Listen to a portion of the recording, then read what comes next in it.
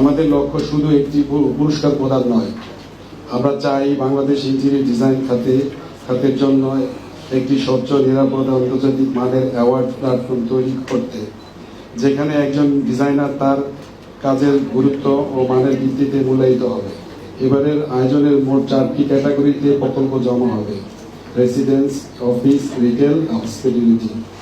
বাংলাদেশের যে কোনো ইন্টেরিয়র ডিজাইনার এবং আর্কিটেক্ট এই প্রতিযোগিতায় অংশগ্রহণ করতে পারবেন যদি তার প্রকল্প নির্ধারিত শর্ত পূরণ করে।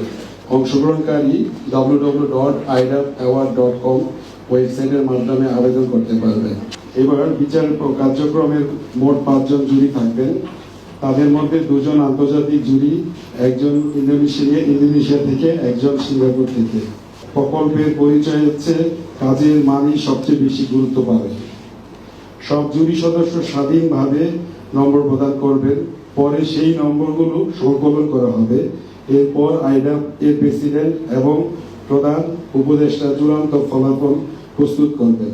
একত্র হয়েছিলাম মূলত সবাইকে জানানোর জন্য যে আইডাপ এক্সেলেন্স ইন ইন্টেরিয়র ডিজাইন 2026, যেটা কিনা আমাদের জন্য ভার্সন 2 বা সিজন 2, এটা শুরু হতে যাচ্ছে। Kicks of right now.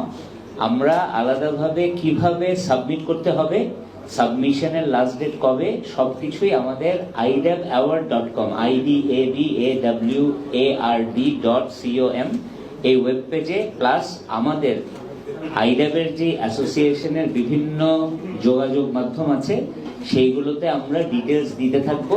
আমাদের জুরার আজকে পর্যন্ত 4 জন সিলেক্টেড, একজন এখনো ফাইনাল করেন নাই। সো 5 জন জুরি বোর্ডে থাকছেন মেম্বাররা, এবং আমরা আশা করছি যে এই প্রোগ্রামটার গালা নাইট নভেম্বরের 21 তারিখে ইনশাল্লাহ শেষ হবে।